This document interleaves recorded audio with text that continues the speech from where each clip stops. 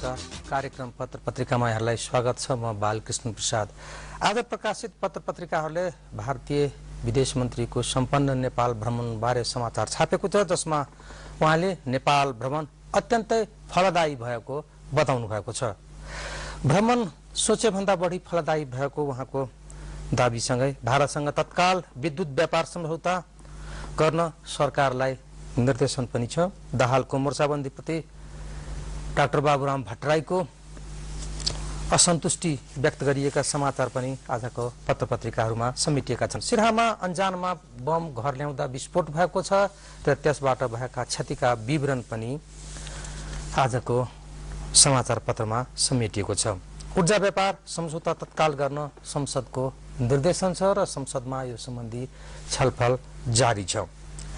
20 kilo सुनसहित पक्राउ परेको व्यक्तिको कथा पनि समेटिएको छ। म पहिलो प्रसङ्गको रूपमा अन्जानमा बम घर ल्याउँदा भएको घटना सम्बन्धी समाचार राख्न चाहन्छु। नागरिक दैनिकबाट बम विस्फोटमा मारिएका बालक राम कुमारी कि भावविहिल हजुरआमा र परिवार सदस्य। विस्फोटमा बालकको मृत्यु, 8 घाइते। सिराहाको घटना हो।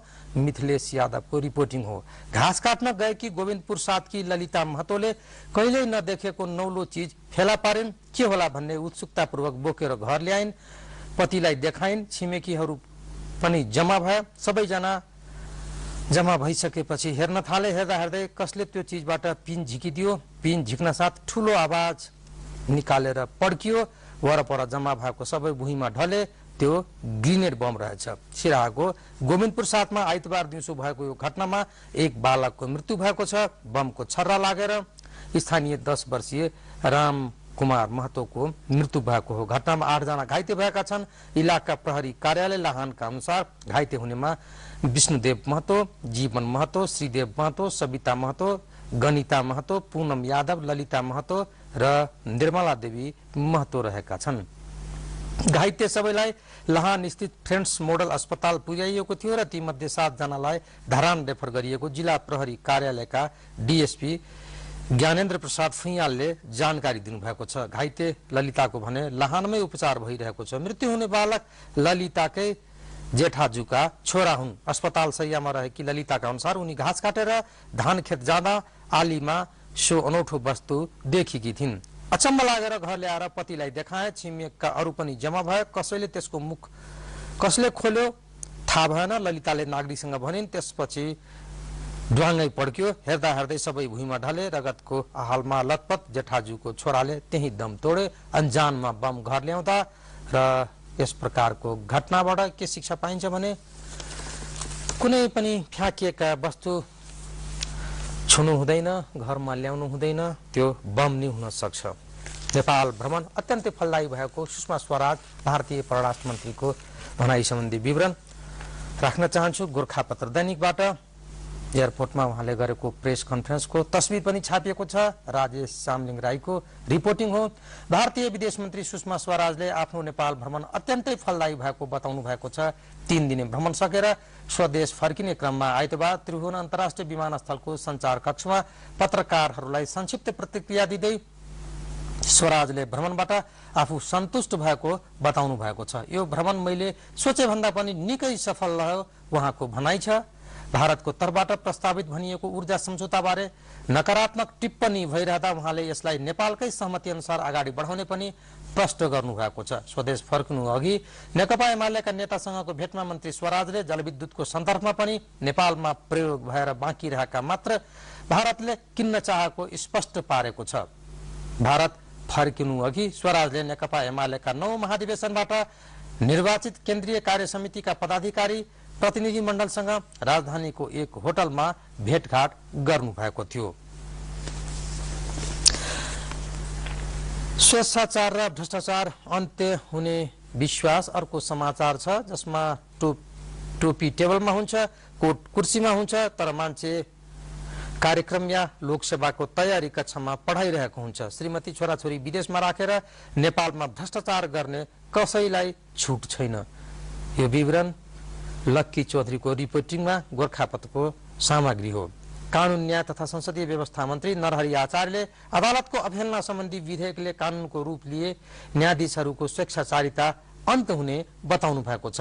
व्यवस्थापिका संसदको आइतबार बसेको बैठकमा सांसदहरूले सो विधेयकमाथि प्रश्न उठाएपछि जवाफ दिँदै मन्त्री आचार्यले त्यस्तो बताउनु भएको हो। अदालतको अवहेलना सम्बन्धी कानून नहुँदा न्यायाधीशहरू स्वेच्छाचारी र स्वतन्त्र रहेको तर्क गर्दै उहाँले विधेयक पारित भएर कानून बने न्यायाधीशहरू अनुशासित, मर्यादित र कानूनको थप बन्धनमा बाँधिने दावी पनि गर्नु भएको छ। सो विधेयकले प्रेस स्वतन्त्रता तथा वाक स्वतन्त्रतालाई समेत कुण्ठित गर्ने सभासदहरूको टीका टिप्पणीमाथि बोल्दै मन्त्री आचार्यले त्यस्तो प्रावधान विधेयकबाट हटाई सच्याउन सकिने जनाउनु भएको छ। सरकारले मानसिकता कुनै विषयमाथि बन्देज र प्रतिबन्ध लगाउने होइन, थप अनुशासित र मर्यादित बनाउन खोजिएको हो मन्त्री आचार्यले बताउनु भएको कुरो गोरखापत्रमा छापिएको छ। भारतसँग तत्काल विद्युत व्यापार सम्झौता गर्न सरकारलाई निर्देशन, राजधानीको मुख्य समाचार, जसमा ईश्वरी सुवेदी अगाडि लेख्नुहुन्छ। व्यवस्थापिका संसदले नेपालको हितमा हुने गरी भारतसँग तत्काल विद्युत व्यापार सम्झौता पीटीए गर्न सरकारलाई निर्देशन दिएको छ। आइतबार बसेको कृषि र जलस्रोत समितिको बैठकले चाँडोभन्दा चाँडो भारत लगायत अन्य छिमेकी मुलुकसँग विद्युत व्यापार सम्झौता गर्न सरकारलाई निर्देशन दिएको हो। भारतीय विदेश मन्त्री सुषमा स्वराजको 3 दिने नेपाल भ्रमणका क्रममा भएको परराष्ट्र मन्त्री स्तरीय संयुक्त आयोगको बैठकमा विद्युत व्यापार सम्झौता गर्न नसकिने जवाफ नेपालले दिएको भोलिपल्टै संसदीय समितिले व्यापार सम्झौता गर्न निर्देशन दिएको हो। राजधानीले छापेको यो समाचार सँगै एउटा तस्बिर छ। स्वदेश फर्किनु अघि आइतबार पशुपतिनाथको दर्शन गर्ने क्रममा सामूहिक तस्बिर खिचाउँदै भारतीय विदेश मन्त्री सुषमा स्वराज। राजधानीको यो विवरण। अन्नपूर्ण पोस्टले चिकित्सक हडतालले वीरमा सेवा अवरुद्ध र उपचार गराउन छोराछोरी लिएर वीर अस्पताल पुगेकी महिला चिकित्सक आन्दोलनका कारण सेवा नपाएपछि टोलाउँदै गरेको दृश्य छापिएको छ। वीर अस्पतालका आवासीय चिकित्सक अस्पताल सुधारका लागि विभिन्न माग राखेर आन्दोलनमा उत्रिएपछि बिरामी आकस्मिक सेवाबाट पनि वञ्चित भएको दीपा दाहालले लेख्नु भएको छ। आइतबार मात्रै 3 जना बिरामी शल्यक्रिया रोकिएको छ भने बहिरङ्ग उपचारका लागि आएका करिब 200 बिरामी त्यतिकै फर्किएको अन्नपूर्ण पोस्टले छापेको छ। दर्शकवृन्द, केही बेर व्यापारिक विश्राम। विज्ञापनपछि पुनः स्वागत छ कार्यक्रममा। दर्शकवृन्द, अहिले तपाईहरू नेपाल टेलिभिजनबाट प्रत्यक्ष रूपमा प्रसारण भइरहेको कार्यक्रम पत्र पत्रिका हेरिरहनु भएको छ। अब बाँकी प्रसंग। क्यान्सरको नयाँ खोज बेलायतको समाचार हो।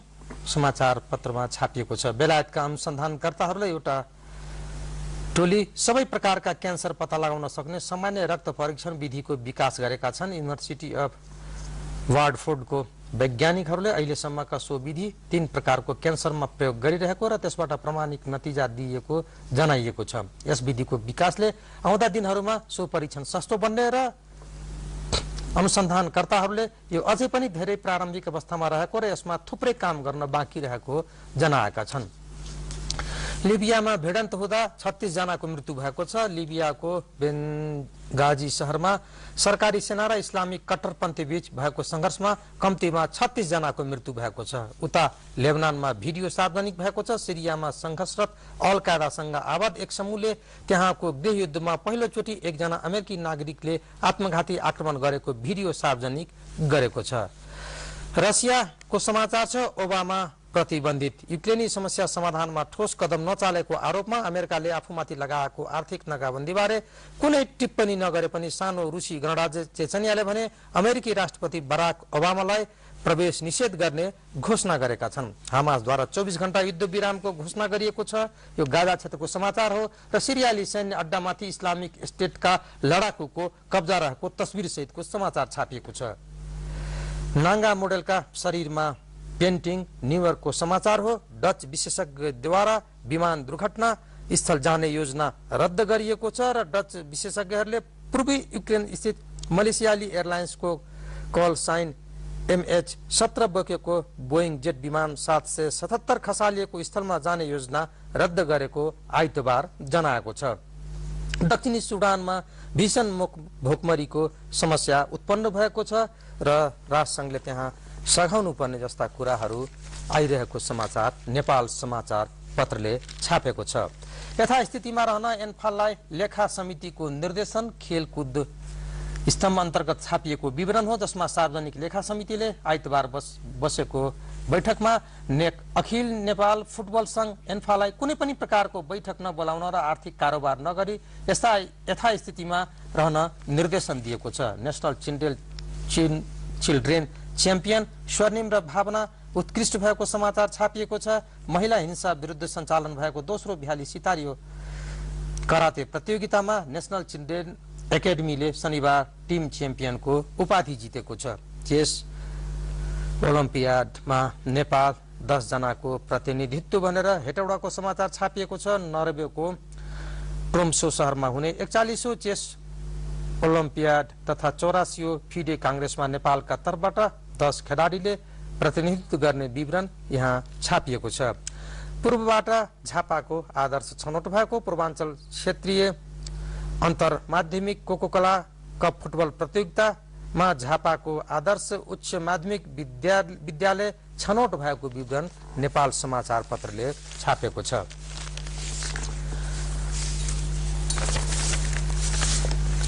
पीटीए प्रक्रिया अघि बढाऊ, संसदको जलस्रोत समितिको निर्देशन र भारतबाट आएको मस्यौदा संसदलाई जानकारी गराएर छलफल सुरु गरेको भए कसैले विरोध गर्ने आधार हुने थिएन, गगन थापाको भनाई छापिएको छ। नागरिकमा उता अमृत कुमार बोहराले राष्ट्रिय हित सुनिश्चित हुने गरी पीटीए प्रक्रिया सुरु गर्न निर्देशन दिएका छौं, विवाद गरेर जलविद्युत विकास हुँदैन, उहाँको भनाई नागरिकमै छापिएको छ।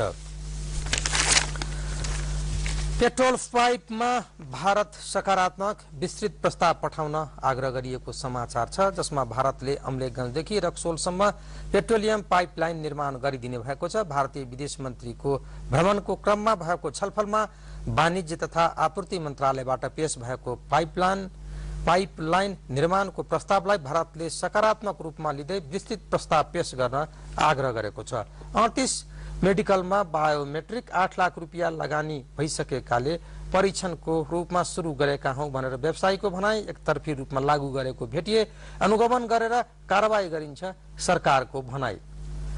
स्वास्थ्य व्यवसायी महासंघले मलेसिया जाने कामदारको स्वास्थ्य परीक्षण एकतर्फी रूपमा बायोमेट्रिक प्रणाली लागू गरेको छ। नेपालमा सुरु गर्ने विषयमा जारी विवाद नसल्टिँदै महासंघले माथतका 38 मेडिकल बायोमेट्रिक प्रणाली जडान गरी सञ्चालन गरेको विवरण नागरिकले छापेको छ।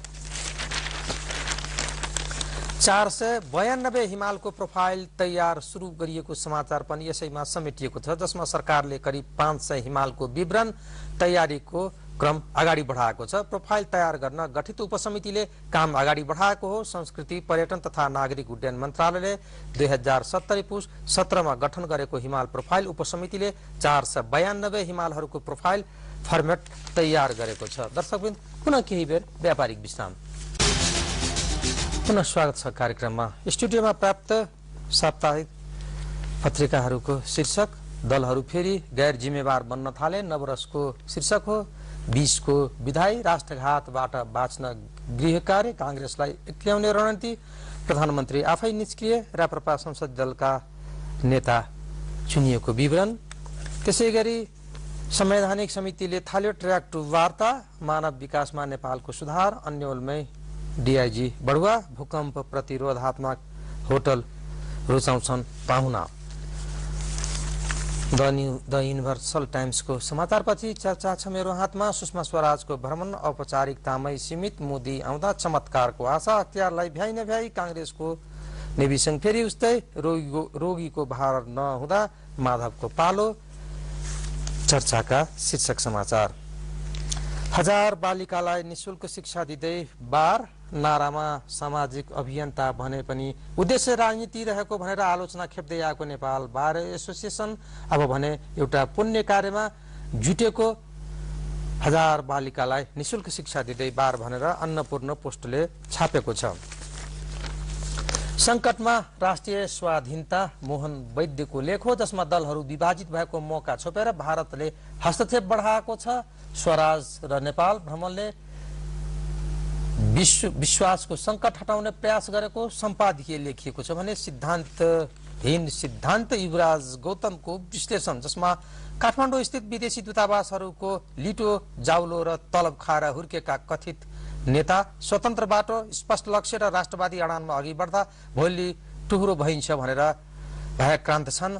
तितो लागे पनि यथार्थ यही हो। सिद्धान्तहीन सिद्धान्त युवराज गौतमको विश्लेषण, सच्चा कम्युनिस्टको सम्झना, शान्ता बस्यालको विवरण। वर्गहीन समाजको कल्पना गरेर 2006 वैशाख 10 मा नेपाल कम्युनिस्ट पार्टी गठन गर्ने सदस्य मध्ये थिए नरबहादुर कर्माचार्य र कर्माचार्यको सिद्धान्तका बारेमा यहाँ चर्चा र विश्लेषण गरिएको अन्नपूर्ण पोस्टले छापेको छ। गोरखापत्र दैनिकले कीटनाशकको जोखिम र तरकारीमा विषादीको अत्यधिक प्रयोगबाट मानव स्वास्थ्यमा पर्न थालेको असरबारे विवरणहरू समेटेको छ र कीटनाशक औषधिको जथाभावी प्रयोग रोक्नमा ध्यान आकर्षण गराइएको छ। सिसा मुक्त हुनुपर्छ। शिशुको आहार र वातावरण भएको सिसाको केही मात्राले सिसाका लागि तयार पार्ने आहारको समस्याले बालबालिकामा पर्ने असरबारे उल्लेख गरिएको छ। भ्यान्टा खानुको फाइदा र विषादीबाट बाँच्नुपर्ने उपायबारे उल्लेख गरिएको छ। बिरालोको दिशाले क्यान्सरको खोप बनाउन थालिएको विवरण पनि यसैमा समेटिएको छ। विद्यालय छाता कानून बन्दै नेपाली चलचित्र रोजगार दिन सक्षम रहेको सूचना तथा संचार मन्त्री मिरेन्द्र रिजालले नेपाली चलचित्रबाटै संयौंले जीविका चलाउने अवस्था सृजना भएको बताउनु भएको विवरण पनि उहाँको तस्बिर सहित छापिएको छ। वरिष्ठ पत्रकार रिसाल पुरस्कृत हुनुभएको छ। प्रहरीको आधुनिक भवन निर्माण भएको छ काठमाडौँमा र सुकुम्बासी समस्या समाधानका लागि प्रयासहरू हुन थालेको विवरण छापिएको छ। संविधान निर्माणमा पहिचानको प्रश्न, आनन्दराम आचार्यको राजनीतिक लेख। दर्शकवृन्द, यी नै सामग्रीहरू सहित आजका यो कार्यक्रमका निम्ति छुट्याइएको समय सीमा सकिएको। क्यामेरामा साथ दिइरहनुभएका साधन विक्रम शाहले संकेत गर्नुभएको छ। आजको लागि यो कार्यक्रम यही टुङ्ग्याउन अनुमति चाहन्छु। नमस्कार।